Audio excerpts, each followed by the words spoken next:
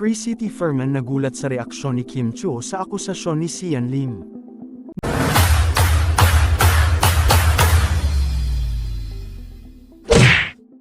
Muling naging laman ng mga usap-usapan sa social media ang pangalan ng kapuso aktor na si Sian Lim matapos itong magpa-interview sa media para linawin ang mga kontrobersiya sa naging hiwalayan nila noon ng kapamilya actress at TV host na si Kim Chiu.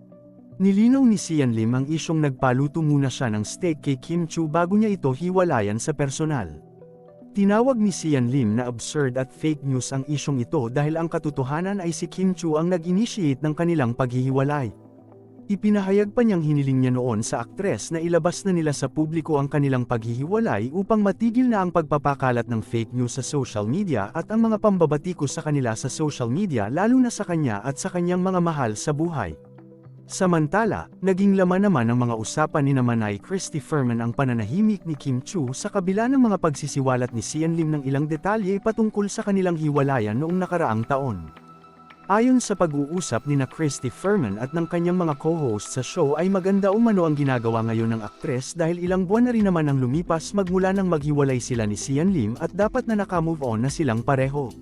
Maganda umano ang ipinapakita ngayon ni Kim Chiu na unbothered siya sa mga isinisiwalat ni Sian Lim kahit pa tila ipinapalabas ng aktor na siya ang may fault sa kanilang paghihiwalay at siya ang dapat na batikusin ng mga netizens.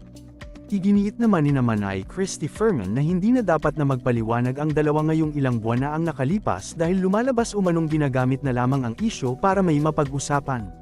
Sana ay ginawa na umano ito ni Sian Lim noon pang kakasiwalat lamang ni Kim Chiu sa kanilang hiwalayan hindi ngayon nakalipas na ang lahat. May mga nagsasabi pang nagpapansin na lamang ngayon si Sian Lim dahil may pelikula siyang ipapalabas kaya naman dinadawat na nito ang pangalan na naman ni Kim Chiu.